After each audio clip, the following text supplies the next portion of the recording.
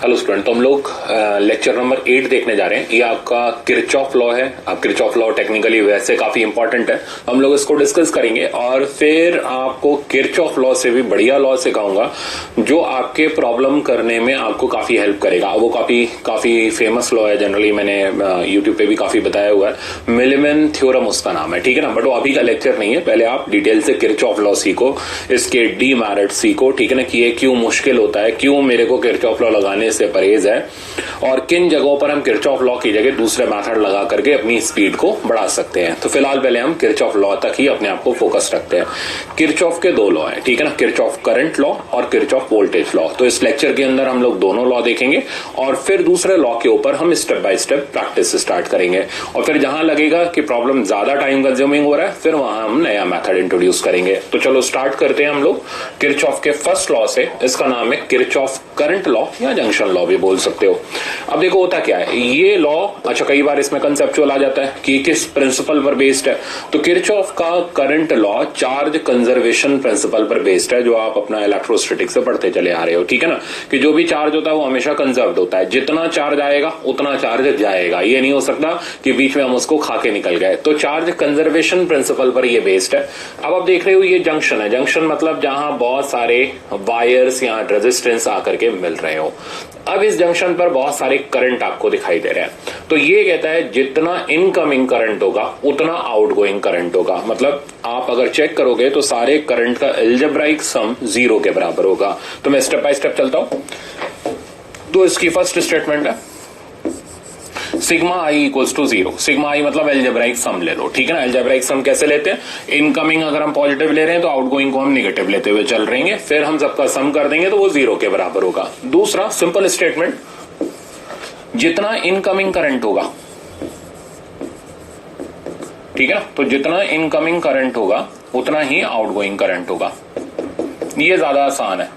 तो अब आप किसी भी जंक्शन पर खड़े हो जाओ, ठीक है ना, और उस जंक्शन पर चेक कर लो कौन कौन इनकमिंग है कौन कौन आउटगोइंग है। जैसे मान लो हम यहां पर खड़े हो गए तो अंदर आता हुआ करंट I3 है, I2 है, ठीक है ना, I4 है। तो इन तीनों करंट का सम ये हो गया इनकमिंग, I2, I3 और I4 equals to outgoing. Outgoing हो गया I1 और I5। तो जितना इनकमिंग होगा उतना आउटगोइंग होगा। इसी को बोलेंगे हम चार्ज कंजर्वेशन प्रिंसिपल। जितना चार्ज आएगा उतना चार्ज जाएगा। तो किसी भी जंक्शन पर टोटल चार्ज का अलजेब्राइक सम 0 होगा, ठीक है ना। अच्छा, इसी चीज को अब हम और ज्यादा मॉडिफाई करेंगे। फिर मैं आपको कुछ, जैसे आपने मेरे से 11 में सिस्टम बाउंड्री पढ़ा है तो आप सुन के शॉक रह जाओगे, यहां मैं सिस्टम बाउंड्री एक सिखाऊंगा, नया मेथड है, ठीक है ना। फिलहाल अच्छा, इसकी हेल्प से हम क्या कर सकते हैं। देखो ये जो जंक्शन है जिस पर हमने अपना किरचॉफ का फर्स्ट लॉ लगाया तो हमारे सामने एक इक्वेशन बन गई। अब इस एक इक्वेशन में अगर एक अननोन है तो यहां से कैलकुलेट हो सकता है। जैसे मान लो एग्जामिनर ने आपको I3, I4, I1, I5 दे दिया, वो I2 पूछना चाहता है तो आप इजिली उस जंक्शन पर लगा सकते हो किरचॉफ का लॉ, ठीक है ना, और I2 की या अननोन करंट की वैल्यू निकाल सकते हो। पर अगर किसी जंक्शन पर एक से ज्यादा अननोन है तो हम उसको कैलकुलेट नहीं कर सकते।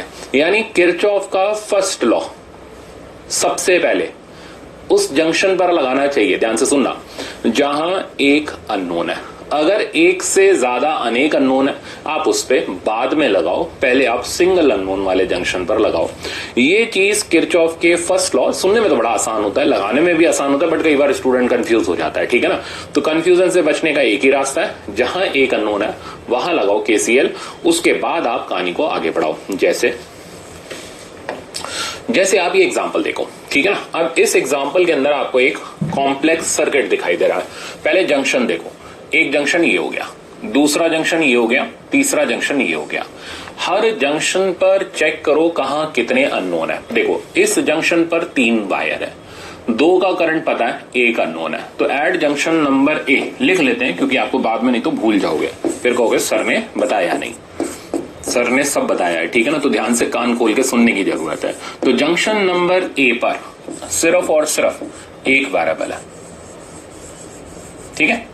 ये मैं पहले कन्वेंशनल तरीका दिखा रहा हूं, फिर जो मैंने बोला ना कि एक नया तरीका दिखाऊंगा सिस्टम बाउंड्री, वो भी जस्ट अभी दिखाता हूं। वो सिस्टम बाउंड्री एनसीईआरटी में भी नहीं मिलेगा, तो वो मेरा ही मेथड है, ठीक है ना। उसको मैं इंट्रोड्यूस करूंगा यहां पर, आप देखो कैसे सर्किट को हम एक लाइन में उड़ा देंगे।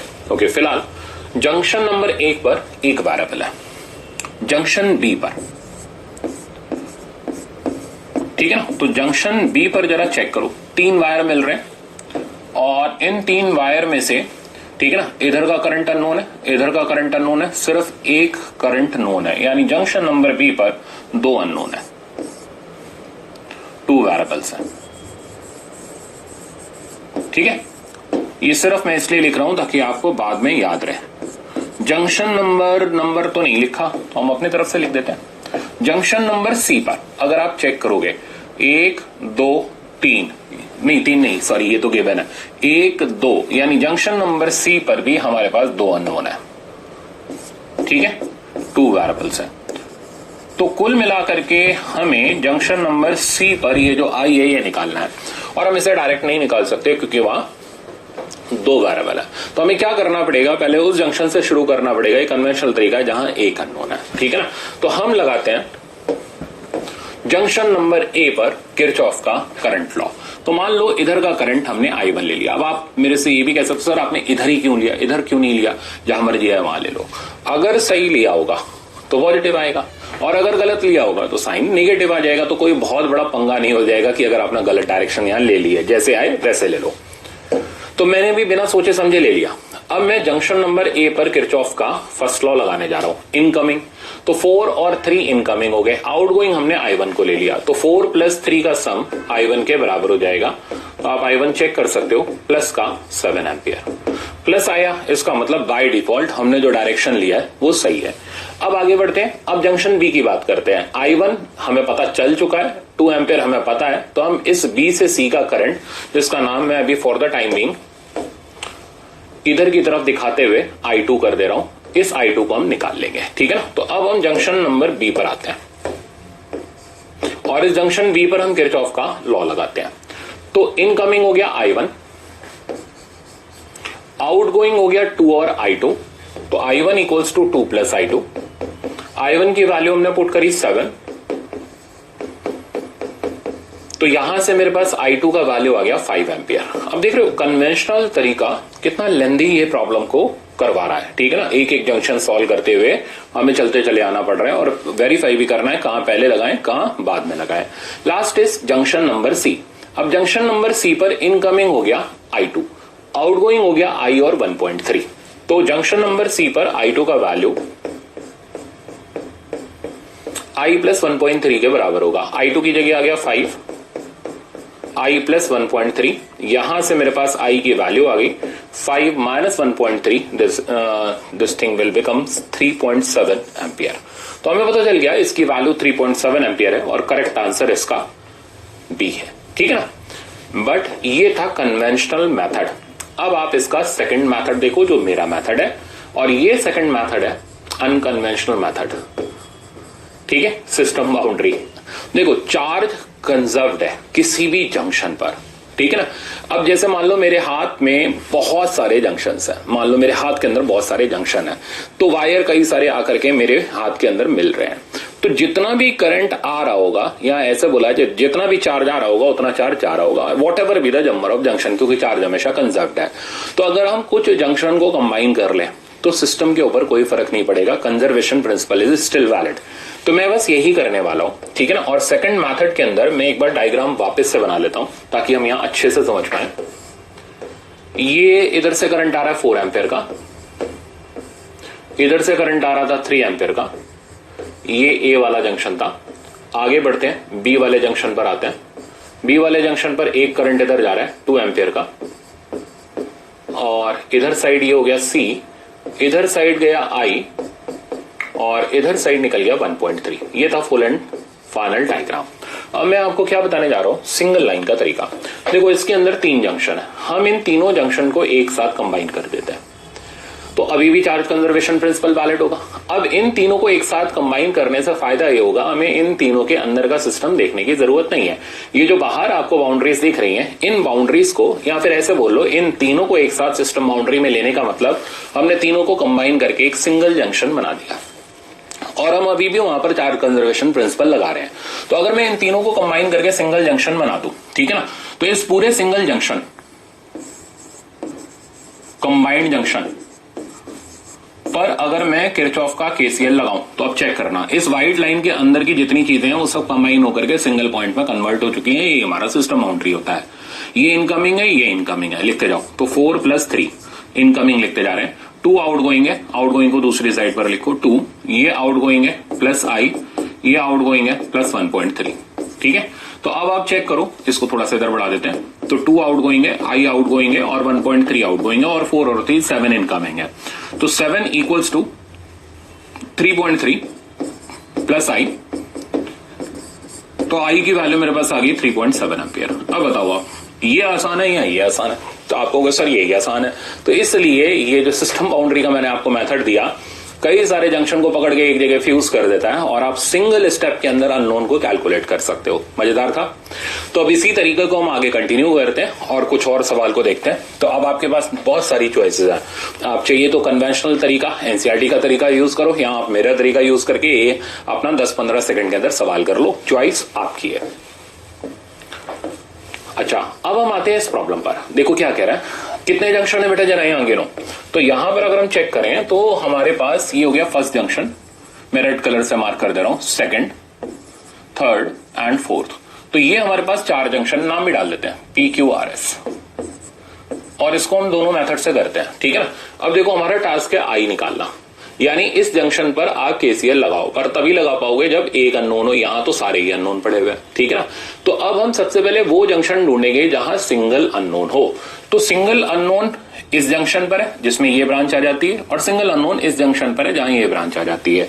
तो आप साइमल्टेनियसली Q पर और साइमल्टेनियसली R पर किरचॉफ का लॉ लगा सकते हो और अननोन ब्रांचेस के करंट को पता कर सकते हो। अब मेरे को नहीं पता यहां का करंट कितना होगा, वो हम कैलकुलेट कर लेंगे। तो पहले मेथड नंबर 1 से चलते हैं, देखो कितना लेंथी पड़ता है। तो एट Q, तो Q वाले जंक्शन पर हम लगाने जा रहे हैं किरचॉफ का लॉ। देखो 10 एम्पियर इनकमिंग है, 6 एम्पियर आउटगोइंग है। तो कम कौन पड़ रहा है, आउटगोइंग। तो अब थोड़ा स्मार्ट वर्क करो, यानी बेवकूफों की तरह डायरेक्शन लगा रहे, जो कम पड़ रहा है उसके अकॉर्डिंग करंट को सेट कर लो। तो इनकमिंग 10 है, आउटगोइंग 6 है, तो यहां से कुछ ना कुछ करंट आउटगोइंग में जाएगा। नाम इसका हमने I1 कर दिया। ठीक है ना। अब आप डायरेक्ट भी लिख सकते हो, 4 एम्पियर ही हो गया, कोई बहुत बड़ा काम तो नहीं है।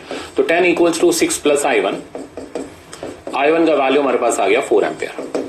सिमिलरली एट R भी हम लगा लेते हैं। R पर अगर आप चेक करो 6 और 2 दोनों इनकमिंग है, तो इसका मतलब बचा हुआ करंट आउटगोइंग होगा और इधर से बाहर जाता हुआ करंट, नाम इसका मैंने I2 कर दिया। अब चाहिए तो डायरेक्ट लिख लो 8 एम्पियर, या मन नहीं मान रहा तो लगा लो यार आप किरचॉफ का लॉ। तो 6 + 2 की वैल्यू I2 के बराबर हो जाएगी। तो I2 हमारे पास आ गया 8 एम्पियर। ओके, अब क्या हम S पर किरचॉफ लॉ लगा सकते हैं? I2 पता है, बट अभी भी आप देखो ये 2 अननोन है, यानी अभी भी हम चाह के भी S तक नहीं पहुंच पाए। तो अब हमें जंक्शन P सॉल्व करना पड़ेगा, क्योंकि हम I1 जानते हैं, ये जानते हैं, तो हम इधर का करंट निकाल लेंगे। ठीक है ना। तो अब हम आ जाते हैं एट जंक्शन P। कितना लंबा प्रोसेस है। ठीक है, एक एक जंक्शन रो के लगाना पड़ रहा है। P पर I1 और 1 दोनों इनकमिंग है, इसका मतलब यहां जो करंट होगा बचा खुचा वो आउटगोइंग होना चाहिए, यानी इधर की तरफ होना चाहिए। नाम इसका I3 कर दिया। ठीक है ना, लगा लो।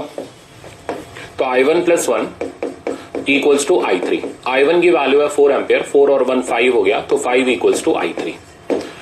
लास्ट में पहुंचे भाई S पर। अब आप बताओ, एक किरचॉफ के फर्स्ट लॉ को लगाने में हमने 1 मिनट का टाइम ले लिया। ठीक है ना। तो ये तो बिल्कुल ही गलत मेथड है। मगर इतने लेंदी तरीके से हम क्यों सवाल को करें जब हमारे पास सिंपल तरीके मौजूद है। तो बहुत से स्टूडेंट ये सोचते हैं एनसीईआरटी हमारे लिए सब कुछ है, ऐसा नहीं है। आपके लिए प्रॉब्लम लगाना सब कुछ है। जब तक आप प्रॉब्लम को गिवन टाइम लिमिट में नहीं लगाओगे, आप किसी भी तरीके से पढ़ रहे हो, आपका वो तरीका बेकार है। ठीक है ना। फिर चाहे आप कोई भी बुक क्यों नहीं फॉलो कर रहे हो। एनसीईआरटी बोर्ड लेवल के लिए बुक है। ठीक है ना। वो सब्जेक्टिव अप्रोच वाली बुक है। कंपटीशन हमारा ऑब्जेक्टिव है, तो आपको अपनी अप्रोच को डेवलप करना पड़ेगा, मॉडिफाई करना पड़ेगा। बस यही मेन खेल है। ठीक है ना। जिसको ये आ गया वो समझ गया कि हम किस तरीके से अपने फाइनल एग्जाम को अप्रोच कर सकते हैं। अब एस पर आ जाओ। I2 और I3 इनकमिंग है, तो I2 + I3 और I आउटगोइंग है = I। I2 + I3 कहां गया I2, 8 और 5 ये I के बराबर होगा, तो I का वैल्यू मेरे पास आ गया 13 एम्पियर। अब मैं तो नहीं लगाने वाला भाई ये तरीका एग्जाम के अंदर, अगर मैं आपकी जगह होता तो मैं मेथड नंबर 2 लगाऊंगा। ठीक है ना। मैं क्या करने वाला हूं, बड़ा सिंपल सा काम, सबको पकड़ो और एक साथ कंबाइन कर दो। लो भाई, सारी मुसीबत ही खत्म हो गई। अब हमें अंदर झांकने की जरूरत नहीं है। ये जो बाहर की ब्रांचेस है ना, इन्हीं में इनकमिंग आउटगोइंग लगा देते हैं। देखो 10 incoming, 1 incoming, 2 incoming, I outgoing, तो इन तीनों का सम इसके बराबर होगा। तो 10, 12, 13 I। बातों में आ गया। यहां आप बातें बातें छोड़ो, आप यहां तो लाइन से लगे रहो तब भी नहीं आता। तो अब आप सेकंड मेथड से लगाओगे, सिस्टम बाउंड्री टेक्निक से लगाओगे, तो 10 + 1 + 2 इक्वल्स टू I। तो I की वैल्यू 13 एम्पियर आ गई। आप कंपेयर कर लो, आपके सामने दोनों मेथड है, दोनों से आंसर आ रहे हैं, दोनों से परफेक्ट आ रहे हैं। ये आपकी एनसीईआरटी का मेथड है, ये मेरा मेथड है, कौन सा ज्यादा परफेक्ट है वो आप सोच के एग्जाम में लगा लेना। तो आई थिंक किरचॉफ का करंट लॉ आपको क्लियर होगा, ठीक है ना। मैंने दोनों मेथड का आपको इंट्रोडक्शन दे दिया। इसी तरीके से किरचॉफ के सेकंड लॉ में भी मैं आपको दोनों तरीके बताऊंगा, जो एनसीईआरटी का तरीका है और जो मेरा तरीका है। डिसाइड आपको करना है कि कौन सा तरीका ज्यादा बेस्ट है आपके लिए, आप वो लगाओगे। अब हम आते हैं किरचॉफ के सेकंड लॉ पर। इसको हम बोलते हैं किरचॉफ लूप लॉ, ठीक है ना। और ये लूप लॉ क्या कहता है, ये किस पे बेस्ड होता है? ये बेस्ड होता है एनर्जी कंजर्वेशन प्रिंसिपल पर, ठीक है ना। तो हमने अगर एक क्लोज लूप बना लिया, तो इस क्लोज लूप में इनिशियल और फाइनल पॉइंट एक ही जगह पर आ गए। समझ गए आप मेरी बात? तो जितने भी टोटल वर्क डन होगा या टोटल एनर्जी का जो सम होगा, या ऐसे बोला जाए जितने भी पोटेंशियल डिफरेंस मिलेंगे सबका सम 0 के बराबर होगा, क्योंकि इनिशियल और फाइनल पॉइंट आपने एक जगह पर मिला दी है। तो किरचॉफ लॉ जब हम क्लोज लूप के अंदर लगाते हैं, तो आप जैसे देख रहे हो ना, ये आपके सामने क्लोज लूप है।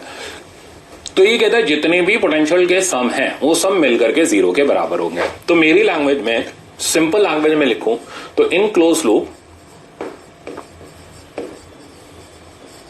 Sigma V equals to 0। तो जितने भी पोटेंशियल के सम मिलेंगे, पोटेंशियल डिफरेंस मिलेंगे, सब उठा करके 0 के बराबर करने हैं। अब ये पोटेंशियल डिफरेंस लिखने का एक कन्वेंशन है, तरीका है, ठीक है ना। अब अगेन तरीके दो हैं, एक एनसीईआरटी का और एक मेरा, ठीक है ना। अब मैं आपको दोनों तरीके दिखाऊंगा, जो बेस्ट लगे वही आपको यूज करना है। देखो, तो सिग्मा वी लेने के दो तरीके हैं। यहां आप ये थोड़ी सी थ्योरी देख रहे हो, ये आपकी बिल्कुल एनसीईआरटी मेथड की थ्योरी है, और जनरली किसी भी कोचिंग के अंदर यही थ्योरी से सवाल लगते हैं, ठीक है ना।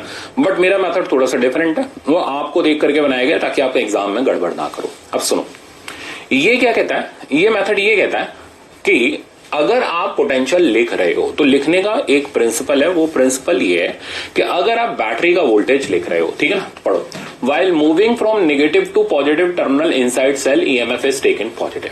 मतलब मैं समझाता हूं कि जैसे ही हमारे पास बैटरी है, इसका ईएमएफ हमें पता है ई है, ठीक है ना। अच्छा, ये नेगेटिव टर्मिनल है, ये बड़ा वाला टर्मिनल पॉजिटिव है, ये ईएमएफ का डायरेक्शन हो गया। ध्यान से सुनना। तो ये कहता है अगर आप नेगेटिव से पॉजिटिव टर्मिनल जा रहे हो, यहां से यहां की तरफ जा रहे हो, ठीक है ना, तो नेगेटिव से पॉजिटिव टर्मिनल जाते वक्त ईएमएफ की value is taken as positive. मतलब यहां से यहां जाते वक्त इसका जो वोल्टेज होगा वो आप लोगे प्लस ई, मतलब पोटेंशियल डिफरेंस आप लोगे प्लस ई। ये मेथड ये कहना चाह रहा है, और डिटेल मैं भी थोड़ी देर में दूंगा, अब सुनना। सिमिलरली कहता है रेजिस्टेंस, अगर आप रेजिस्टेंस का वोल्टेज लिखना चाहते हो, ठीक है ना, तो अब यहां पर दूसरी बात है, अगर आप रेजिस्टेंस का वोल्टेज लिखना चाहते हो तो अगर आप करंट के डायरेक्शन में जा रहे हो, पढ़ो, EMF is taken positive while moving in the direction of current in circuit the potential drop IR across resistance is taken as negative। तो अगर आप करंट के डायरेक्शन में जा रहे हो तो वोल्टेज की वैल्यू नेगेटिव IR से लिखोगे। वापस से बोलूं, अगर आप बैटरी में नेगेटिव से पॉजिटिव टर्मिनल जा रहे हो तो EMF आएगा प्लस ही, और अगर आप रेजिस्टेंस में करंट के डायरेक्शन में जा रहे हो तो ये आएगा माइनस आएगा। कितना कॉम्प्लिकेटेड है, क्यों आएगा? आएगा बस, ठीक है ना।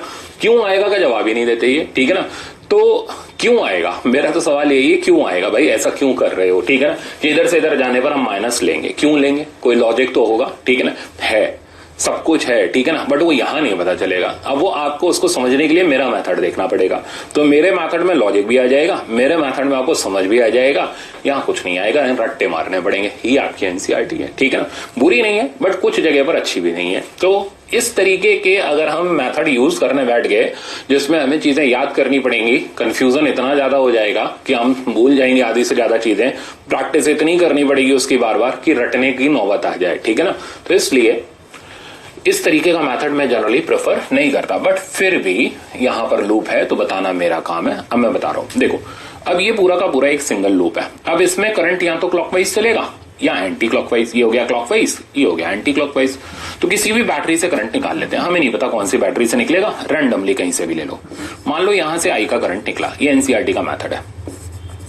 ये करंट इधर गया, आई का करंट इधर गया, ये आई इधर गया, आई इधर गया और इस तरीके से ये फ्लो होता हुआ वापस से इसी बैटरी में आई का करंट एंटर कर गया। ये इस बैटरी का पॉजिटिव है, ये इसका नेगेटिव है, ये पॉजिटिव है, ये नेगेटिव है। मैं इसको यहां से थोड़ा सा डिलीट कर रहा हूं, वायर में करंट दिखाते हैं। अब अगर हम इस लूप के अंदर, क्लोज लूप के अंदर P Q R S, ठीक है ना, पूरा लिखना पड़ेगा। तो अगर हम P Q R S P जहां से शुरू किया वहीं खत्म किया में KVL लगाएं तो जितने भी वोल्टेजेस हैं उनका सबका सम 0 के बराबर हम करेंगे। साइन लेने का तरीका, रेजिस्टेंस में करंट के डायरेक्शन में जा रहे हैं नेगेटिव, बैटरी में अगर आप नेगेटिव से पॉजिटिव जा रहे हो तो पॉजिटिव, पॉजिटिव से नेगेटिव आ रहे हो तो नेगेटिव। चलो लिखते हैं। तो यहां से बढ़कर इसी ऑर्डर में, अच्छा जैसे लिखा है उसी ऑर्डर में बढ़ना है। पता चले लिख के बैठे हो ये और चल रहे हो उल्टा तो खुद ही कंफ्यूज हो जाओगे क्या किया था हमने। तो इस ऑर्डर में चलते हैं। तो ये हो गया माइनस का IR1, ठीक है। आगे हम जा रहे हैं पॉजिटिव से नेगेटिव, तो रिजल्ट आएगा माइनस का E1। आगे बढ़ते हैं, यहां पर कुछ भी नहीं है तो कुछ भी नहीं है तो कुछ लिखने की जरूरत नहीं है। नेगेटिव से पॉजिटिव तो प्लस का E2। करंट के डायरेक्शन में जा रहे हैं तो माइनस का IR2, ठीक है ना। और अब हम घूम करके वापस उसी पॉइंट पर पहुंच गए। तो जितने भी वोल्टेजेस मिले सबका सम हमने 0 कर दिया। यहां से हमारे पास I वाले टर्म को दूसरी साइड ले जाते हैं तो E2 minus E1 I times R1 plus R2, और इधर से मेरे पास I का वैल्यू आ गया which is E2 minus E1 divided by R1 plus R2। ये था KVL क्लोज लूप के अंदर, जो कि बहुत ही बुरा है NCERT के मेथड से। अब मेरा मेथड दिखाता हूं। मेरा मेथड बड़ा सिंपल है, फिर मैं आपको लॉजिक बताता हूं इन्होंने ऐसा साइन क्यों लिया। देखो मेरा मेथड बड़ा सिंपल है और वो ये बैटरी है, बैटरी का बड़ा टर्मिनल पॉजिटिव, छोटा नेगेटिव, ये A ये B। अगर हम VA माइनस VB लिखना चाहते हैं, ठीक है ना, क्या लिखना चाहते हैं VA माइनस VB, तो हम A से B की तरफ जाएंगे लूप के अंदर। तो हम A से B की तरफ जाएंगे, A से B की तरफ जाते वक्त जो वोल्टेज मिलेगा वो लिख लेंगे, ठीक है ना। अब ध्यान से सुनना मेरी बात, साइन कन्वेंशन का खेल यहीं पर है। तो मेरा साइन कन्वेंशन इस तरीके से है, आप 3 माइनस 2 कर रहे हो, रिजल्ट क्या आएगा +1। वहीं अगर आप 2 माइनस 3 कर रहे हो तो रिजल्ट आएगा -1। यानी अगर पहला वाला डाटा, सुनना ध्यान से, बड़ा है तो आंसर आएगा पॉजिटिव, और अगर पहला टर्म छोटा है तो आंसर आएगा नेगेटिव। तो मेरा मेथड यही है कि जब आप मूव कर रहे हो तो जो पहली चीज मिलती है, जो पहला साइन मिलता है वही साइन डोमिनेटिंग होता है, उसी के हिसाब से साइन आता है। जैसे VA माइनस VB जाते वक्त हमें मिल रहा है पहला पॉजिटिव, तो इस बैटरी का वोल्टेज होगा +E। बिल्कुल उल्टा है NCERT के मेथड से, ठीक है ना। तो NCERT के मेथड से बिल्कुल उल्टा है। तो अगर हम A से B जाते हैं NCERT के हिसाब से तो रिजल्ट होता माइनस, तो ये मेरे हिसाब से +E। अब उल्टा है तो आपके दिमाग में सर फिर तो गलत होगा, है ना, ठीक है, आता है ये चीज। अब लॉजिक सुनो, NCERT के हिसाब से वो जानते हो क्या लिख रहा है, वो ऐसे लिखता है, कहता है A से B जाते वक्त आप लिखोगे -E। क्यों लिखोगे उसका लॉजिक सुनो। वो कहता है पोटेंशियल डिफरेंस यानी फाइनल माइनस इनिशियल, सही है। तो A से B जाते वक्त फाइनल कौन है B, इनिशियल कौन है A, इक्वल्स टू -E। अब चेक करो दोनों तरफ सेम है या डिफरेंट है, सेम है, पर ये बात आपको पता नहीं थी ना, NCERT पढ़ने पर पता चलती है। तो पोटेंशियल डिफरेंस यानी वो फाइनल माइनस इनिशियल लिखता है और फिर जो उधर साइड का साइन होता है वही उठा के चिपका देता है। लॉजिक वही है बट तरीका उल्टा, ठीक है ना। अब मैं क्या करता हूं, मैं A से B जा रहा हूं तो VA माइनस VB लिख रहा हूं, तो जो पहले मिल रहा है मैं वही लिख ले रहा हूं। तो इस मेथड में कम सोचना पड़ रहा है, कम दिमाग अप्लाई करना पड़ रहा है और परफेक्शन ज्यादा है। तो बेस्ट क्या है, ठीक है ना। तो बेस्ट यही है कि हम वो तरीका सिलेक्ट करें, और ये आपको कौन सा पता ही था, आप तो डायरेक्ट वही रट करके लिखते हैं, ठीक है ना, कि हाँ बैटरी में पॉजिटिव से नेगेटिव जा रहे हैं तो -E आएगा। क्यों का जवाब नहीं पता आपको, ठीक है ना, वो मैंने बता दिया कि पोटेंशियल डिफरेंस लिखते वक्त फाइनल माइनस इनिशियल लेते हैं। फाइनल माइनस इनिशियल लेंगे तो A से B जाते वक्त फाइनल हो गया B, इनिशियल हो गया A। अब जो B की तरफ वाला साइन होगा वो नेगेटिव यहां आ गया, ठीक है ना। और देखते हैं, अब यहां पर मैं NCERT ही डिस्कस करूंगा, यहां मेरा मेथड आएगा। अब रेजिस्टेंस की बारी। तो देखो रेजिस्टेंस में करंट ऐसे फ्लो करता है ना, हाई पोटेंशियल से लो पोटेंशियल। तो मेरा तरीका ये हाई पोटेंशियल होगा, ये लो पोटेंशियल होगा, यानी ये पहला टर्मिनल पॉजिटिव होगा, अगला नेगेटिव होगा। तो रेजिस्टेंस में भी आप साइन लगाओ, जहां करंट पहले टकराएगा वो पॉजिटिव, जहां बाद में टकराएगा वो नेगेटिव, यानी करंट जहां से जहां जाएगा वो पॉजिटिव से नेगेटिव जाएगा, ठीक है। अब मेरा तरीका NCERT का तरीका देखो, मेरे हिसाब से अगर मैं VA माइनस VB लिखूं तो तो मैं ए से बी जाऊंगा और जो पहले मिल जाएगा वही उठा के चिपका दिया, प्लस आई आर। एनसीईआरटी के हिसाब से वो पोटेंशियल डिफरेंस लिखेगा, फाइनल माइनस इनिशियल का वैल्यू, यानी वीबी माइनस वीए का वैल्यू। अब जो बी की साइड साइन होगा वही यहां पर आ जाएगा, तो बात वही होगी, करंट का डायरेक्शन में जाने पर साइन नेगेटिव आ जाएगा। लॉजिक समझ आ गई? तो एनसीईआरटी और मेरे मेथड में दोनों ही चीज सेम है, ठीक है ना, बट मैंने थोड़ा ज्यादा लॉजिक लगा दिया और बहुत सिंपल रखा चीजों को कि जो पहले मिल जाए वही साइन उठा करके लगा दो, इसी में आपका फायदा है। समझ गए ना? तो पोटेंशियल डिफरेंस बोला गया है, ठीक है ना। अब मान लो अगर मेरे को वीबी माइनस वीए निकालना होता तो मैं बी से ए जाता, मैं क्यों पंगे लेता, ठीक है ना, और जो पहला साइन मिलता है मैं उठा के लिख लेता, ठीक है। ये सिंपल सा आर्गुमेंट है और सीखते हैं। तो अब हम इस मेथड को नहीं यूज करेंगे क्योंकि इसमें हमें बड़ा याद करना पड़ेगा, चीजें सोच सोच करके लिखनी पड़ेगी। हम यही मेथड यूज करेंगे कि साइन लगाओ, जो पहले मिल जाए चिपका दो, ठीक है ना। और सीखते हैं। अब जैसे मान लो ये बैटरी है और मैं मेरा ही तरीका दिखा रहा हूं आपको। ईएमएफ ई, ये करंट इधर जा रहा है आर, ये ए है ये बी है। सबसे पहले आप साइन लगा लो। बैटरी का बड़ा टर्मिनल पॉजिटिव, छोटा नेगेटिव, इसका करंट से कोई लेना देना नहीं है, ये बड़ा हमेशा पॉजिटिव, छोटा नेगेटिव। करंट से लेना देना रेजिस्टेंस का है, तो आप रेजिस्टेंस के साथ जरूर करंट लिखो, बेचारे को खाली मत लिखना, नहीं तो फिर वोल्टेज कैसे लिखोगे आप। अब करंट यहां से यहां जा रहा है तो ये पॉजिटिव ये नेगेटिव। अब आपको वीए माइनस वीबी लिखना है, तो आप ए से बी जाएंगे और जो पहले मिलता जाए उसका साइन लगाते जाओ। पहले बैटरी मिली, साइन प्लस मिला तो प्लस ई, आगे रेजिस्टेंस मिला तो साइन प्लस का आई आर। ये मेरे हिसाब से हो गया। अब इसी को अगर एनसीईआरटी के हिसाब से दिखाऊं तो ऐसे पोटेंशियल डिफरेंस लिखना है, ठीक है ना। तो फाइनल माइनस इनिशियल, फाइनल हो गया वीबी, इनिशियल हो गया वीए इक्वल्स टू, ठीक है। अब वो बी से ए नहीं जा रहा, वो सॉरी, अब आपको फाइनल माइनस इनिशियल लिखना है, वीबी माइनस वीए का वैल्यू लिखना है। चलेंगे यहां से यहां की तरफ, ठीक है ना, और साइन उल्टे लिखेंगे। तो इधर से जाते वक्त साइन आया माइनस ई, इधर जाते वक्त साइन आया माइनस आई आर, ठीक है ना। चीज वही है, आप इसको पलट दो, रिजल्ट वही का वही आ जाएगा। बट दोनों मेथड एक साथ देखने पर भयानक कंफ्यूजन हो जाता है, फ्यूज उड़ जाते हैं। इसलिए हम सिर्फ सिंगल मेथड देखेंगे और वो होगा अपना साइन लगाने वाला मेथड, जो पहले मिल जाए वही साइन हम यूज करने वाले हैं। पॉइंट मेरा समझ आ गया। अब इसी चीज को यहां पे देखो, तो मैंने सेकंड मेथड यहां रखा हुआ है और इस सेकंड मेथड से हम इसका करंट वगैरह कैलकुलेट करने जा रहे हैं। तो मान लो यहां से करंट चला आई का, या आई का करंट इधर है, ये आई का करंट इधर है और वापस घूम फिर करके आई का करंट आ गया, ठीक है। अब इस पूरे लूप में हम केवीएल लगाएंगे। पहले साइन लगा लेते हैं, बिना साइन के आप केवीएल कभी मत लगाना हो। ये प्लस ये माइनस, ये प्लस ये माइनस। रेजिस्टेंस में जहां करंट पहले टकराएगा वो पॉजिटिव, अगला नेगेटिव, ये पॉजिटिव अगला नेगेटिव। नाम डाल दो पी क्यू आर एस। तो अब हम मूव कर रहे हैं in the order P Q R S P, ठीक है। चलो, सबसे मिला प्लस आई आर, फिर आगे मिला प्लस का E1। देखो कितना आसान है, एक बार साइन लिखा और जो पहले लिखना है वही लिखते चले गए। सोचने की जरूरत नहीं, रटने की जरूरत नहीं कि बैटरी का डायरेक्शन में जा रहे हैं, करंट के उल्टे जा रहे हैं, यहां जा रहे हैं वहां जा रहे हैं, कुछ नहीं कर रहे भैया। ये थोड़ा मार्केट में घूम रहे हैं, हम लॉजिक लगा रहे हैं, ठीक है ना। इस तरीके से बड़े सिंपल लॉजिक लगते हैं। चलते हैं आगे। साइन मिला माइनस, फिर आगे बढ़े प्लस का IR2। अब आई वाला टर्म इधर रहने दो और ये सारा टर्म 0 के बराबर हो गया। तो I times R1 plus R2 और इसको उधर ले जाओ E2 माइनस E1 और रिजल्ट चेक कर लो, यही था। तो E2 minus E1 divided by R1 plus R2। तो ये हमारा हो गया पूरा का पूरा किरचॉफ का वोल्टेज लॉ का एप्लीकेशन सिंगल लूप के अंदर। मल्टीपल लूप के अंदर हम लोग अगले लेक्चर में सीखेंगे। इवन मैं इस लूप के अंदर क्लोज लूप लेने ही नहीं वाला, मैं आपको किरचॉफ लॉ, ये मेरा लेक्चर मेनली रहेगा किरचॉफ लॉ बिटवीन 2 पॉइंट, यानी 2 पॉइंट के बीच का पोटेंशियल डिफरेंस डिफरेंट सर्कमस्टेंसेस में यूजिंग केवीएल कैसे निकाला जाएगा, ठीक है ना। तो वो हमारा मेन एम है। ये फिर भी मेरे को सिखाना था इसलिए मैंने आपको बता दिया। तो आई थिंक अब आपको मेथड क्लियर होगा। हम ये साइन वाला तरीका यूज करेंगे, जो पहले मिलेगा वही साइन हम लगाने वाले हैं।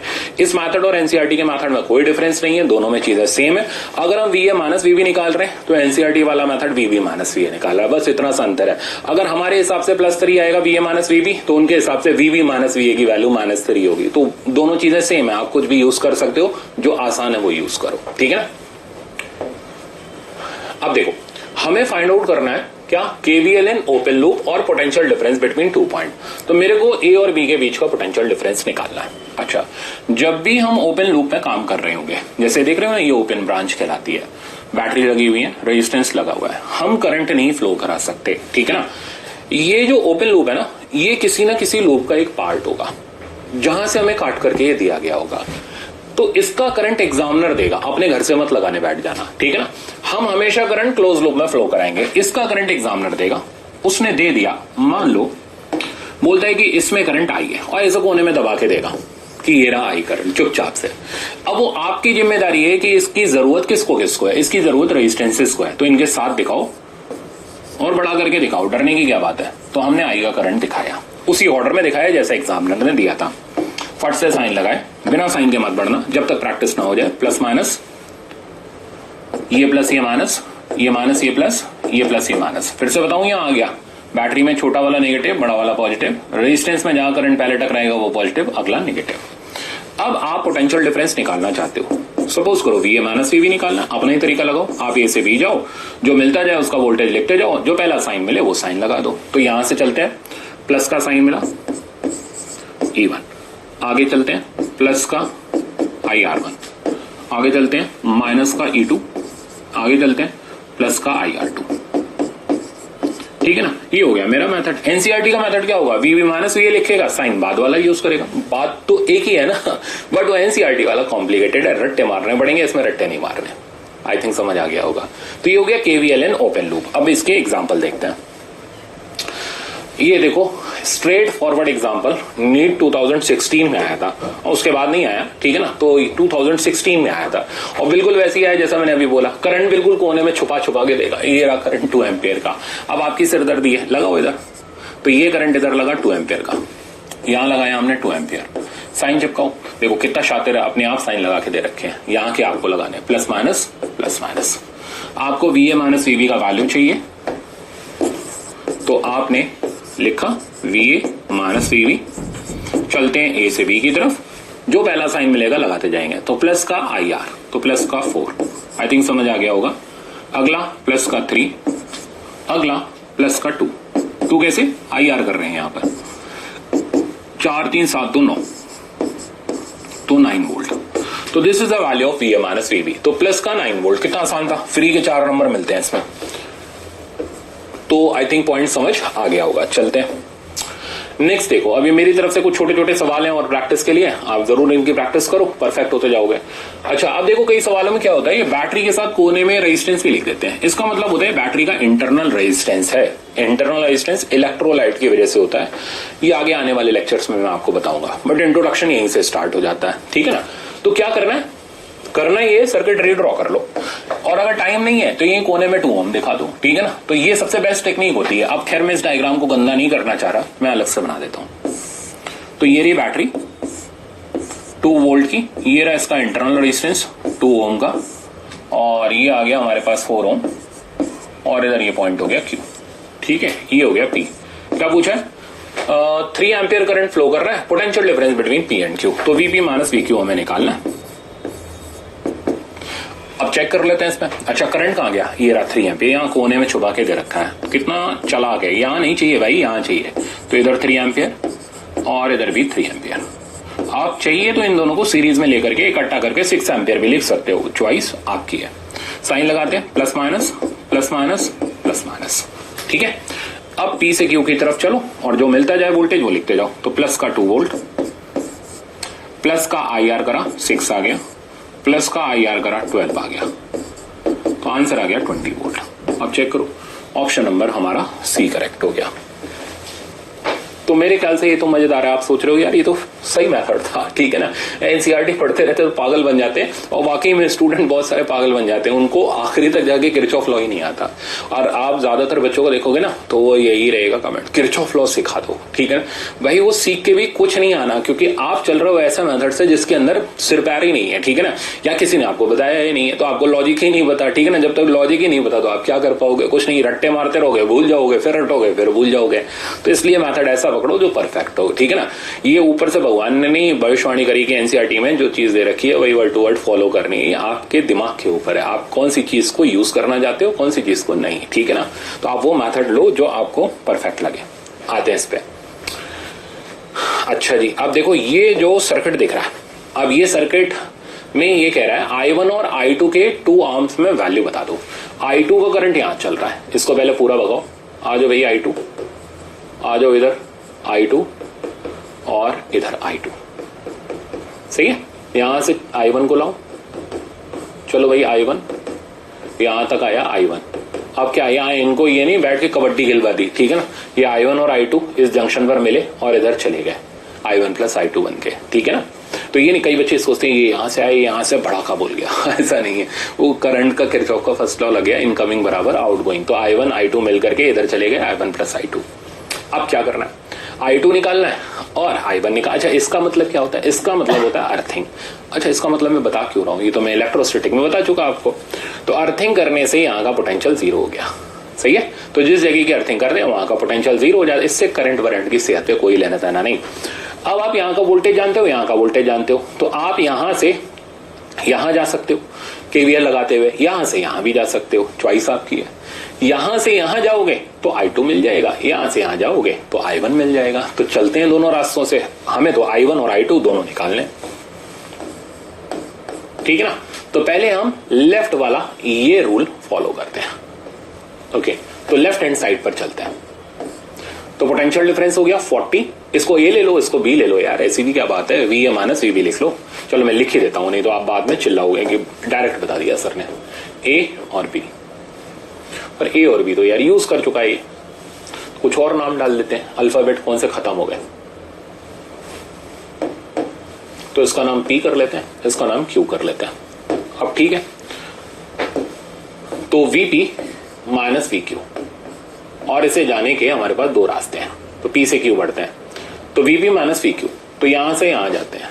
अच्छा साइन लगाने की मेरे ख्याल से अब शायद जरूरत भी नहीं है, डायरेक्ट दिख भी रहा होगा। तो थोड़ी देर में यही हो जाता है, जब हमें चीजें बिना लिखे दिखना शुरू हो जाती हैं, समझ लो मेथड हमारे अंदर घुस चुका है, ठीक है ना, फिर हमसे वो बाहर नहीं जाना, परफेक्शन आ जाएगा। अब आप ही बता दो, ये प्लस ये माइनस, ये प्लस ये माइनस, सिमिलर इधर भी लगा लेते हैं, प्लस माइनस, ओके। आओ जाओ भाई, तो वीपी माइनस वी क्यू, तो पहले लेफ्ट हैंड साइड का पाथ फॉलो करते हैं। तो प्लस का I1 इंटू 6 और फिर अगला प्लस का 4I1। पी का पोटेंशियल है 40 माइनस 0, 6 और 4 10 I1, तो I1 की वैल्यू हमारे पास आ गई 4 एम्पियर। तो पहला पार्ट पूरा, तो 4 एम्पियर हो गया I1 का वैल्यू। अब सिमिलरली राइट हैंड साइड पर चल करके हम I2 निकाल लेते हैं, सेम प्रिंसिपल से, VP minus we Q equals two plus का 4I2 और हाँ प्लस का 6I2, अगेन ये 10 हो गया और ये हमारे पास 40 ही बचा, माइनस 0 10I2, तो I2 का वैल्यू इज ऑल्सो 4 एम्पियर। तो दोनों करंट हमें जो मिल रहे हैं वो 4 एम्पियर के मिल रहे हैं, तो हमारा ऑप्शन तो हो गया थर्ड करेक्ट, ठीक है। तो इसका राइट आंसर हो गया थर्ड। नहीं अभी खत्म नहीं किया मैंने, एक और चीज करूंगा, ऑल्सो कैलकुलेट, लो सवाल एड ऑन कर दिया, also calculate V A minus V B, लो नया सवाल बना दिया। तो आपको इस सर्किट में V A minus V B calculate करना है, मतलब आपको ए से भी दौड़ के जाना पड़ेगा।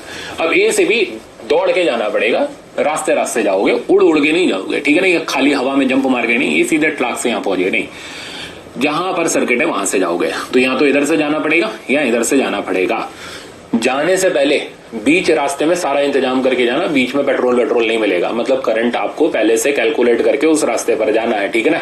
पता चले करंट है नहीं, पेट्रोल है नहीं गाड़ी में और दौड़ पड़े आप, तो बीच में बंद हो जाएगी आपकी गाड़ी।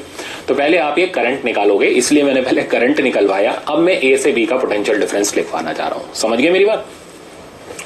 तो V A minus V B लिखते हैं और ए से बी चलते हैं, कोई सा भी रास्ता ले लो कोई फर्क नहीं पड़ता, ये वाला ले लेते हैं, ठीक है ना। तो ए से बी जाने का ए पी बी वाला रास्ता सिलेक्ट कर लेते हैं, साइन बड़े कायदे से लगाएंगे आप। तो माइनस का 6I1, यहां कुछ नहीं है, ये मत लिख देना यहां उठा करके, ठीक है ना। यहां से चलते हैं आगे, प्लस का 4I2, ठीक है। तो माइनस 6I1 प्लस 4I2। अब आप इनमें I1 I2 के वैल्यू डाल दो, I1 4 है, I2 भी 4 है, तो ये हो जाएगा हमारा माइनस 24 प्लस 16, ठीक है, 24 प्लस 16, ठीक है। तो रिजल्ट आ गया माइनस का 8 वोल्ट। तो ए और बी के बीच का पोटेंशियल डिफरेंस है 8 वोल्ट और विद साइन नेगेटिव। नेगेटिव क्या इंडिकेट कर रहा है कि ए लो पोटेंशियल है और बी हाई पोटेंशियल है, यानी इसका पोटेंशियल कम है और इसका पोटेंशियल ज्यादा है, ठीक है ना। एक और चीज बताता हूं, वैसे ये बात की चीज है पर शुरू में धीरे धीरे इंट्रोड्यूस कर दो ना, मजे अलग ही होते हैं फिर आगे पढ़ने के। तो आपने यहां देखा ए का पोटेंशियल कम है और बी का पोटेंशियल ज्यादा है, ठीक है ना। तो अगर ये ध्यान रखना, ये AIPMT 2006 का प्रॉब्लम है। तो अगर मैं बी से ए के बीच में वायर कनेक्ट कर दूं तो एग्जामिनर पूछता बताओ करंट कहां से कहां जाएगा, तो जवाब होगा करंट जाता है हाई पोटेंशियल से लो पोटेंशियल। तो हमने डिसाइड कर लिया ए लो पोटेंशियल है, बी हाई पोटेंशियल है, तो करंट बी से ए जाएगा। ऐसे भी सवाल पूछे जाते हैं, बट वो आगे व्हीट स्टोन ब्रिज वाले लेक्चर में कवर हो जाएंगे, ठीक है ना। चलते हैं, अब देखो शानदार सर्किट। अब यहां क्या दे रखा है, इन तीनों ब्रांच की अर्थिंग दे रखी है, यानी इसका पोटेंशियल 0 है, इसका भी 0 है और इसका भी 0 है। करना क्या है, करंट इन 3 ओम रेजिस्टेंस, हमें यहां का करंट निकालना है। सवाल है कैसे निकाले, ये तो ओपन सर्किट दिख रहा है, नहीं ओपन नहीं है, इन तीनों का पोटेंशियल सेम है। आपने पॉइंट पोटेंशियल लेक्चर में पढ़ा था, जिनका पोटेंशियल सेम हो वो सारे के सारे एक ही वायर के ऊपर लाई करते हैं, है ना। तो जब ऐसे पॉइंट सेम पोटेंशियल पर मिल जाएं तो आप इनको पकड़ करके एक जगह भी लिख सकते हो, कंबाइन कर सकते हो, या इनको वायर से भी कनेक्ट कर सकते हो। बात एक ही है, दोनों में कोई अंतर नहीं है, जो मर्जी आए वो यूज कर लो। तो मैं इस सर्किट को वापस से रिड्रॉ कर रहा हूं, बेहतर है मैं इनको वायर से कनेक्ट कर देता हूं। तो ये हो गया 2 ओम, इधर हो गया बैटरी 10 वोल्ट, ऐसे मैंने वायर लगा दी, ये आ गया इधर 2 ओम, ये हो गया 3 ओम, इधर हो गया 3 ओम, और किसी एक जगह पर आप अर्थिंग दिखा दो। अर्थिंग मतलब बस खाली इतना रिप्रेजेंट कर रहा है कि इनका पोटेंशियल 0 है, लिख लो। अच्छा, पर हमें पोटेंशियल तो चाहिए नहीं, हमें तो चाहिए 3 ओम का करंट। कैसे निकाले, तो इस करंट को, और बैटरी कितनी है, एक ही बैटरी है, तो अब जरा थोड़ा सा दिमाग लगाओ। यहां से अगर हमें करंट पता होगा तो हम यहां पर जंक्शन पे डिवाइड करके इधर का करंट आराम से निकाल सकते हैं, यानी सवाल सीडीएल से किया जा सकता है। तो सॉल्व करते हैं। तो आपको याद है ना वो चक्रव्यूह में घुसना, ये वैसा ही है। तो ये 3 और ये 3 सीरीज में हो गए, एक साथ यहां कॉमन करके लिखो, 3 और 3 6, 6 ओम। 6 और 2 आपस में पैरेलल में आ गए, ठीक है ना। 6 और 2 आपस में पैरेलल में आए तो ये कंबाइन करके हो गया। अब ये कोई इक्विवेलेंट रेजिस्टेंस आसान सा नहीं होगा, कैलकुलेट करना पड़ेगा। तो 6 और 2 आपस में पैरेलल में हो गए, तो 6 into 2 यानी 12 डिवाइडेड बाय 8, तो 12 by 8 हो गया, 4 से डिवाइड होगा तो 3 by 2 आ जाएगा, समझ गए। तो 6 और 2 का पैरेलल कॉम्बिनेशन हमें 3 by 2 दे रहा है। ये 3 by 2 इस 2 ओम के साथ सीरीज में है, तो इक्विवेलेंट रेजिस्टेंस की वैल्यू हो गई, तो आर इक्विवेलेंट की वैल्यू हो गई 2 + 3 by 2, यहाँ 12 by 8 भी लिख देता हूं, ठीक है। आप कैंसिल कर लो, 4 3 जा 12, 4 2 जा 8, तो रिजल्ट आ जाएगा हमारे पास 7 by 2 ओम। तो हमें आर इक्विवेलेंट मिल गया, और आर इक्विवेलेंट का वैल्यू है 7 by 2 ओम, यहां पर लिखा। तो फट से हमने आई का वैल्यू निकाला, V by R equivalent. V की वैल्यू हो गई हमारे पास 10 by 7 into 2, तो 20 by 7, ठीक है। तो 20 by 7 हमारे पास आ गया करंट का वैल्यू। बट ये करंट इधर से जाने वाला करंट है, तो मैं इधर लिखते जा रहा हूं, आप देखते जाना। तो बैटरी से जाने वाला करंट हो गया 20 by 7 एम्पियर, यहां तक पहुंचा 20 by 7 एम्पियर। अब यहां डिवाइड होगा, मान लो इधर गया I1 और इधर गया I2, ठीक है ना। तो पहले हम I1 की वैल्यू लिख लेते हैं। I1 की वैल्यू लिखते वक्त ये दोनों पैरेलल में है, इसकी वैल्यू लिखते वक्त ये ऊपर आएगा, तो 6 डिवाइडेड बाय दोनों का सम, यानी 6 + 2 8, इनटू में आने वाला main current which is 20 by 7, मतलब मैंने करंट डिवाइडर लॉ लगा दिया, ठीक है ना। तो रिजल्ट जो बन रहा है, अभी कैंसिल कर लेते हैं, तो ये हो जाएगा 2 3 जा 6, 2 4 जा 8, 4 5 जा 20, तो रिजल्ट आ गया 15 by 7। तो 15 by 7 एम्पियर का करंट यहां निकल गया। तो I2 की जो वैल्यू हो गई, अब आप माइनस करके लिख लो, यहां फिर से सीडीएल लगा के लिख लो, चॉइस आपकी है। 20 by 7 माइनस 15 by 7, आंसर आ गया 5 by 7, ठीक है। तो यहां से जाने वाला करंट हमारे पास आ गया 5 by 7 एम्पियर। तो फाइनल आंसर हमें मिल गया 5 by 7 एम्पियर, यानी ऑप्शन नंबर 3 हमारा राइट आंसर है। मजेदार सवाल था, ठीक है ना। अब आप मेरे से ये कह सकते हो सर फिर इसका क्या काम था, कोई काम नहीं था, तो फिर इसका काम कब होता। अब तो आपने पहला जो सवाल पूछा ना वो गलत था, सर इसका क्या काम था ये सवाल गलत था, तो इसका कोई काम नहीं था, ये बस खाली 0 पोटेंशियल था। सही सवाल पूछना भी जरूरी है। तो इसका क्या काम होता, तो इसका काम तब पड़ता जब हमसे किसी एक पॉइंट का पोटेंशियल पूछता। जैसे मान लो हमसे पी का पोटेंशियल पूछता, ठीक है ना। तो किसी भी पॉइंट का पोटेंशियल निकालने के लिए सर्किट में आपको एटलीस्ट दूसरे पॉइंट का पोटेंशियल पता होना चाहिए, तभी आप उन दोनों के बीच में केवीएल लगा करके एक पॉइंट का पोटेंशियल निकाल सकते हो। पॉइंट समझ आया। तो अगर वो अर्थिंग देता है तो वो अर्थिंग तब कामयाब है या तब काम की है जब किसी और पॉइंट का पोटेंशियल पूछा जाए। ये बात थोड़ी सी ध्यान की है, समझ के रखना। तो मान लो अगर मेरे से पी का पोटेंशियल पूछता तो ये अर्थिंग मेरे काम की होती। तो अब मैं पी का पोटेंशियल निकालने के लिए वीपी माइनस वीई करता। पी हो गया गिवन पॉइंट, ई हो गया अर्थिंग वाला पॉइंट। तो हम पी से ई जाते। अब जाने के हमारे पास कई रास्ते हैं, जो आसान होगा वहीं से जाएंगे। जैसे यहां से अगर हम गए तो ये पूरा कंजस्टेड रास्ता है, ये भी लिखना पड़ेगा, ये भी लिखना पड़ेगा, ये भी लिखना पड़ेगा, तब जाके हम पहुंच पाएंगे। हम ऐसे भी जा सकते हैं सांप सीढ़ी खेलते हुए, पर यहां पर भी कंजेशन है, तो क्यों हम ऐसे रास्ते में फंसे। अगर हम यहां से गए तो हमें सिर्फ एक ही रेजिस्टेंस मिलेगा। अच्छा, और मजे की बात है, तीनों में से किसी भी रास्ते से चले जाओ, पोटेंशियल डिफरेंस की वैल्यू सेम ही आएगी, कोई फर्क नहीं पड़ेगा। इसलिए डरने की जरूरत नहीं है। वहां से गए तो आंसर अलग आएगा, यहां से गए तो आंसर अलग आएगा, सबसे आंसर सेम आएगा। वो रास्ता पकड़ो जो सस्ता, सुंदर, टिकाऊ हो, ठीक है ना। तो हम ये वाला रास्ता लेते हैं। तो VP minus VE, sign plus minus, तो प्लस का 5/7 इंटू 3, आगे कुछ है नहीं और सीधे यहां पहुंच गए। ई का पोटेंशियल हो गया 0, तो वीपी की वैल्यू होगी 15/7 वोल्ट। सही है। तो अब मैंने आपको, सवाल तो खैर मेरा यहीं खत्म हो गया था, बट मैंने आपको सवाल के अंदर मॉडिफाई करना सिखा दिया। तो अर्थिंग कब काम की है? जब किसी और पॉइंट का पोटेंशियल पूछा गया हो, अदरवाइज उस अर्थिंग का कोई काम नहीं है, ठीक है ना। फिर आप करंट वरंट निकाल के नमस्ते करके चल सकते हो, जैसे इसमें करा गया था। आगे चलते हैं। ओके, अब ये प्रॉब्लम देख रहे हो, इसमें हमें एक्स और वाई के बीच का पोटेंशियल डिफरेंस निकालना है। जैसे जैसे जैसे जैसे जैसे यहां मैंने आपसे पूछ लिया था ए और बी के बीच का पोटेंशियल डिफरेंस है ना, तो आपको ए से बी जाना पड़ा था और तभी जा पाए थे जब आपको करंट पता था। सिमिलरली आपको एक्स और वाई के बीच का पोटेंशियल डिफरेंस निकालना है। तो यार या तो इधर से ऐसे जाओगे या इधर से ऐसे जाओगे, और जाने के लिए आपको बीच में पेट्रोल चाहिए होगा, ठीक है, यानी करंट चाहिए होगा। बिना करंट के तो आप बढ़ नहीं सकते, नहीं तो वोल्टेज कहां से लिखोगे। तो क्या करना पड़ेगा, डायरेक्ट आप यहां से यहां नहीं जा सकते, पहले आपको इस करंट को डिवाइड करना पड़ेगा। तो ये जो करंट आ रहा है ना, ये इधर और इधर, इन दोनों ब्रांचेस में डिवाइड होगा। ये पूरी ब्रांच है 5 ओम की, ये भी ब्रांच है 5 ओम की। तो मजे की बात है 5 और 5 आपस में पैरेलल है, एक जैसे रेजिस्टेंस पैरेलल में, तो करंट आधा आधा हो जाएगा, कोई सीडीएल वीडीएल भी लगाने की जरूरत नहीं पड़ी। यानी इधर का करंट मिल गया 1 एम्पियर, पहले भगाओ इसको, इधर भी मिल गया 1 एम्पियर, यहां से गया 1 एम्पियर, इसको उल्टा मत ले आना, इधर 1 एम्पियर। आपका कोई भरोसा नहीं, आप कहीं भी ले जा सकते हो करंट को, और वो कहीं जाएगा नहीं, फिर झटका लगेगा। यहां पर टोटल जोड़ जोड़ा करके आ गया 2 एम्पियर। सही है। तो पहले हमने रास्ते का करंट निकाला सीडीएल लगाते हुए, पर लगाना नहीं पड़ा, आधा आधा हो गया, ठीक है ना। ओके, अब हम एक्स से वाई का पोटेंशियल डिफरेंस निकालते हैं।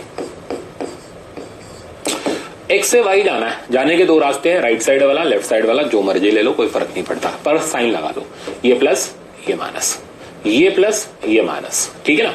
तो अब एक्स से वाई चलते हैं, इस रास्ते से चल लेते हैं। तो पहला साइन मिला प्लस, वोल्टेज मिल गया IR यानी 3, आगे मिला माइनस, वोल्टेज मिला IR यानी 2, तो आंसर आ गया 1 वोल्ट, ठीक है। तो Vx माइनस Vy की वैल्यू हमारे पास आ गई 1 वोल्ट। ऑप्शन हमारा फर्स्ट करेक्ट हो गया।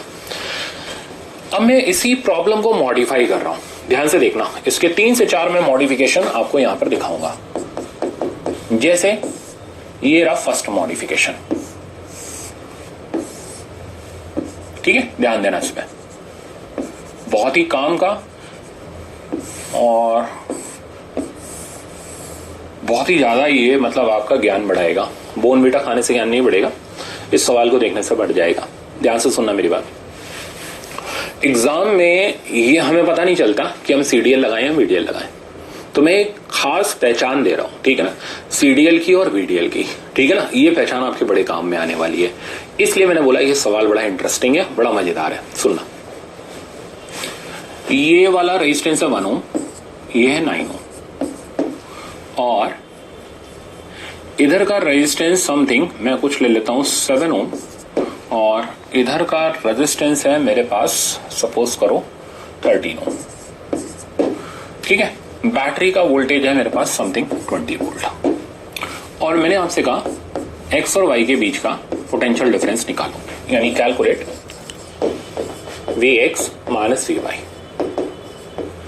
तो अब आप इतना तो अच्छी तरह जानते हो कि x से y जाना है, और जाना तब तक पॉसिबल नहीं होगा जब तक करंट ना हो।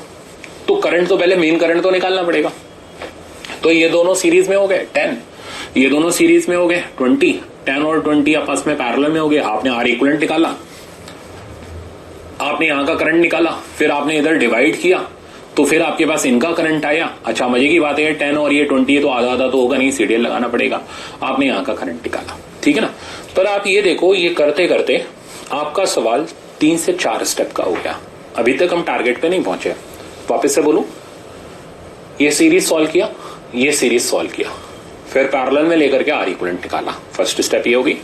फिर आई निकाला, सेकंड स्टेप ये होगी। फिर आई को डिवाइड किया, सीरियल लगा करके थर्ड स्टेप ये होगी।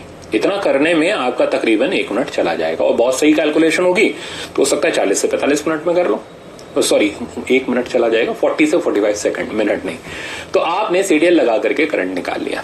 अब आप चौथी स्टेप पर आए, यानी आपको अपने सवाल के एंड पॉइंट तक पहुंचने में 4 स्टेप खर्च करनी पड़ी, ठीक है ना। आपने सीरियल सेलेक्ट किया। अब मैं पहचान देता हूं, बहुत ध्यान से सुनना। ये जो बैटरी है, इस बैटरी के साथ में कोई भी रेजिस्टेंस नहीं है, ठीक है ना। बहुत ध्यान से सुनना मेरी बात, मैं क्या लिख रहा हूं। इसका नाम P डाल दे रहा हूं, इसका नाम Q डाल दे रहा हूं। तो ये जो बैटरी है, यानी ये जो 20 वोल्ट है, ये 20 वोल्ट इस पूरी ब्रांच के भी पैरेलल में है और इस पूरी ब्रांच के भी पैरेलल में है, ठीक है ना। पैरेलल में क्या होता है, पोटेंशियल सेम होता है।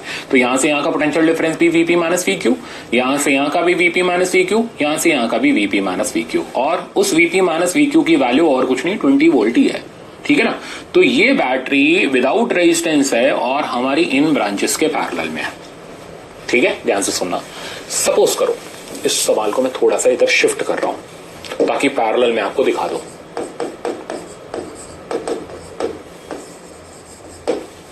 सपोज करो यही सेम प्रॉब्लम हमारा ऐसे होता। ये मैं आपके सामने बना रहा हूं तो मेरे ख्याल से आपको ज्यादा अच्छे से ये समझ आ जाएगा।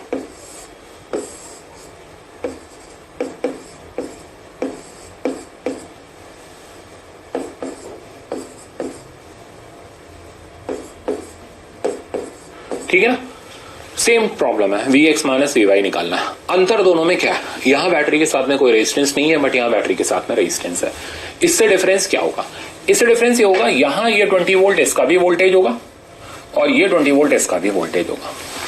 बट यहां पर अब हम नहीं कह सकते इधर का वोल्टेज 20 वोल्ट है, क्योंकि ये भी कुछ ना कुछ वोल्टेज तो खाएगा। यानी इसने क्या किया, इस बैटरी के वोल्टेज को इसमें और इसमें नहीं जाने दिया, ठीक है ना।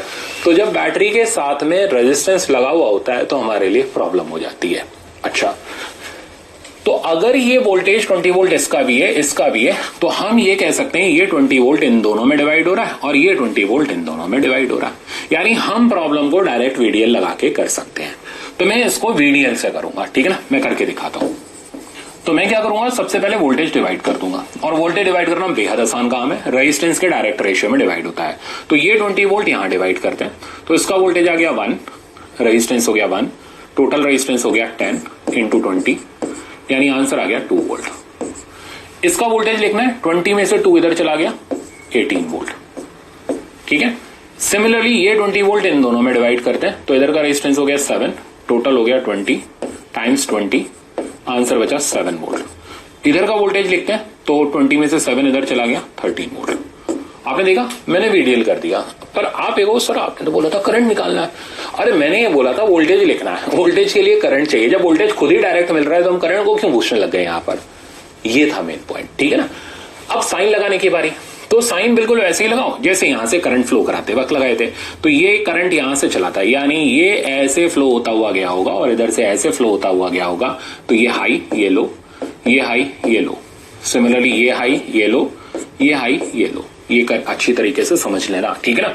तो जैसे करंट फ्लो करेगा यहां से 2 पार्ट में, बिल्कुल वैसे ही आपको हाई लो के हिसाब से ये साइन अप्लाई करने हैं, ठीक है ना। अब क्या करना है, अब अगर आपको Vx माइनस Vy लिखना है तो सोचो आपका Vx माइनस Vy दूसरी स्टेप में आया है ना। फर्स्ट स्टेप में आपने VDL लगा करके इनके रिस्पेक्टिव वोल्टेज लिख लिए। अब आप डायरेक्ट Vx माइनस Vy लिख रहे हो, देखना कैसे। तो मैं X से Y जाऊंगा और मैं कोई IR नहीं करूंगा, मेरे पास डायरेक्ट वोल्टेज अवेलेबल है, तो विद साइन हम लिख देंगे। तो पहला, +18, अगला -13, आंसर ये हमारे पास बचा 5 वोल्ट। ये हम राइट साइड से गए, आप यहां से आ जाओ, तो यहां से चलेंगे तो -2 और प्लस का 7, तो -2 + 7 5 वोल्ट, यानी दोनों तरफ से आंसर सेम मिल रहा है। गेम समझ आया? बट ऐसा सिर्फ तब कर सकते हो जब बैटरी का वोल्टेज डायरेक्ट इन ब्रांचेस में डिवाइड होगा, और वो तब होगा जब इसके साथ कोई रेजिस्टेंस नहीं होगा। यानी this circuit can be solved by both methods, CDL as well as VDL, but CDL is time taking and VDL direct आ जाएगा। तो ये इसकी पहचान होती है, ध्यान रखनी है इसको। इस पे आते हैं, अब आपको इसमें भी VX - VY निकालना है, ठीक है ना। पर अब आपको बताइए 5 ओम ने आपकी गेम बिगाड़ दी। अब मजबूरी है भाई, अब हम कुछ नहीं कर सकते, अब R इक्विवेलेंट निकालो, सॉल्व करो, तब आगे बढ़ो। तो चलो सॉल्व करते हैं। तो ये हो गया 10 ओम, ये हो गया 20 ओम, ये लिख लो, क्योंकि करंट डिवाइड करना है तो ब्रांचेस का रेजिस्टेंस कंबाइन करके लिखना पड़ेगा। अब आप R इक्विवेलेंट निकालोगे, तो पहले इसको सिंप्लीफाई करते हैं। ये हो जाएगा 200 डिवाइडेड बाय 30, यानी 20/3। तो ये जो 200/30 है, ये इसके साथ सीरीज में आ जाएगा +5। मैं दिखाऊं या समझ आ गया? ऐसा मैंने पहले भी बताया हुआ आपको। तो ये यहां से कैंसिल हुआ, और 5 3 15, 15 और 20 हो गया 35/3 is the value of R equivalent. अब आप I की वैल्यू लिखोगे, विच इज V/R इक्विवेलेंट। देखो कितना गंदा सा बन रहा है। V की वैल्यू हो गई 20, R इक्विवेलेंट हो गया 35 × 3, 5 से डिवाइड करो, 5 4 जा 20, 5 7 जा 35, तो 12/7 ampere is the value of main current. तो यहां से अब करंट चला 12/7 एम्पियर का, यहां तक नॉन स्टॉप आया 12/7, यहां चला गया मान लो I1, यहां गया I1। अब मैं ऐसे ही लिख दे रहा हूं, इनके वैल्यूज यहां लिखने में कंजेस्टेड हो जाएंगे, तो इनको हम अलग से लिख लेंगे। तो I1 की वैल्यू लिख लेते हैं। यहां की वैल्यू लिखते वक्त यहां का रेजिस्टेंस ऊपर आएगा 20 डिवाइडेड बाय दोनों का सम, यानी 30 इनटू में करंट 12/7। तो ये इधर से गया 3 4 जा 12, 4 2 जा 8/7, तो 8/7 I1 की वैल्यू आ गई। I2 की वैल्यू अगर हम लिखें, माइनस करके लिख लो, तो 12/7 - 8/7, तो आंसर बचा 4/7। आई थिंक इतना समझ आ गया होगा। अब इसी पेज पे मैं इसको करना चाहूंगा, मेरे को VX - VY लिखना, तो हम X से Y जाएंगे, ये वाला रास्ता पकड़ लेते हैं, प्लस माइनस, तो प्लस का 9 I1, ठीक है ना, माइनस का 13 I2, तो रिजल्ट हमारे पास आया 9। I1 की वैल्यू मैंने डाली, I1 की वैल्यू थी हमारी कितनी, 8/7, माइनस का 13 और I2 की वैल्यू थी 4/7। एलसीएम में 7 हो गया, 8 9 जा 72 माइनस 13 × 4, ये आ गया हमारा 64। तो रिजल्ट आ गया 12 में से 4 गया 8, यानी 8/7 volt is the value of potential difference between X and Y। देखा टाइम लगा, पर देखा टाइम नहीं लगा। तो अब पहचान क्या है, जहां बैटरी अकेली है उसके साथ कोई रेजिस्टेंस नहीं है, सीधे VDL लगा करके आप सवाल को उड़ा सकते हो। बट जहां बैटरी के साथ में रेजिस्टेंस है वहां चुपचाप से CDL ही लगाना है, यही इसकी मोनोपोली है, ये ध्यान रखना है। एक और सवाल दिखाता हूं। ये जो प्रॉब्लम आप देखने जा रहे हो ना, ये इतना कॉमन है ना, इतना कॉमन है कि इसको भी पता है ये कितना कॉमन है, बट आपको नहीं पता। तो ये हमारे पास 5 वोल्ट है, और आप देखना ये आपको यूनिवर्सल, DC पांडे, किसी भी कोचिंग में अगर आप पढ़ते हो मेरे को छोड़ करके, तो वहां भी आपको ये सवाल मिलेगा ही मिलेगा। 2 ओम, ये भी 2 ओम, ये भी 2 ओम, ये भी 2 ओम, ये P दे रखा है, ये Q दे रखा है। अब क्वेश्चन करा VP - VQ बताओ, ठीक है, ये क्वेश्चन है। अब स्टूडेंट इस क्वेश्चन को ऐसे समझ लेता है, अरे भयानक क्वेश्चन है यार, कुछ नहीं है, बहुत आसान है। देखो ये बैटरी होगी 5 वोल्ट की, थोड़ा सा मैं नामकरण कर लेता हूं इसका, इसका नाम A डाल देते हैं, इसका नाम B डाल देते हैं। अब चेक करो, यहां से यहां बैटरी अकेली है, कोई रेजिस्टेंस नहीं है, पूरा मौका है VDL लगाने का। अब ध्यान से देखना, ये A से B के बीच का वोल्टेज 5 वोल्ट है, तो इस ब्रांच में भी 5 वोल्ट होगा, इस ब्रांच में भी 5 वोल्ट होगा, यानी हम ये कह सकते हैं ये 5 वोल्ट इसके भी पैरेलल है और इसके भी पैरेलल है, यानी आप ये 5 वोल्ट इन तीनों में डिवाइड कर सकते हो। तीनों बराबर है तो वोल्टेज भी बराबर डिवाइड हो जाएगा। तो इसका वोल्टेज मिला, लगा दूं ना इसी के अंदर, 5/3 वोल्ट, 5/3 वोल्ट, 5/3 वोल्ट। देखा, ऐसे खत्म कर दिया हमने इसको। और इधर का वोल्टेज भी 5/3 वोल्ट, 5/3 वोल्ट, 5/3 वोल्ट। अब साइन की बारी, तो यहां से करंट चला होगा और इधर ऐसे गया होगा, इधर ऐसे गया होगा, यानी पहला पॉजिटिव, नेगेटिव, पॉजिटिव, नेगेटिव।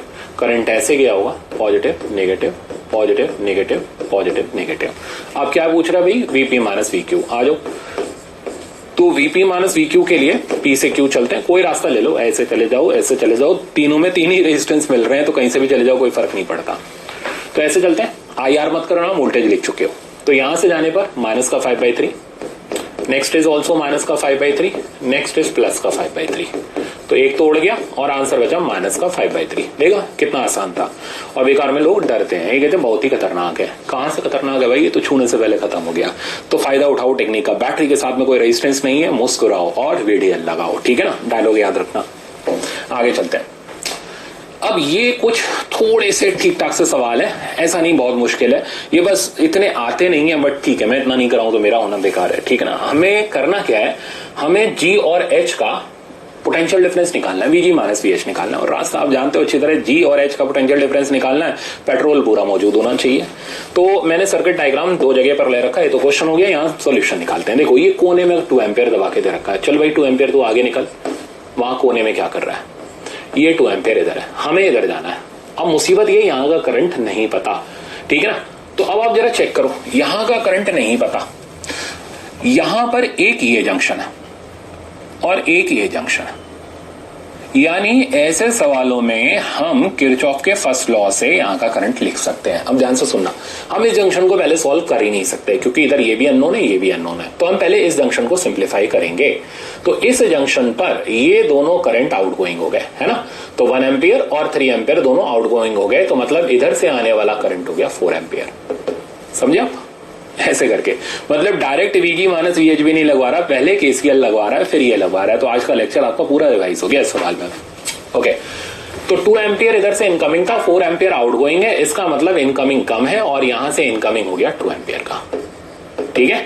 तो लो, अननोन करंट भी मिल गया। अब हमें जाना है यहां से यहां, जिस गली जाना है उस गली के ही आपको साइन लगाने हैं। ये पड़ोसी में मत घुस जाना, यहां हमें कोई काम नहीं है।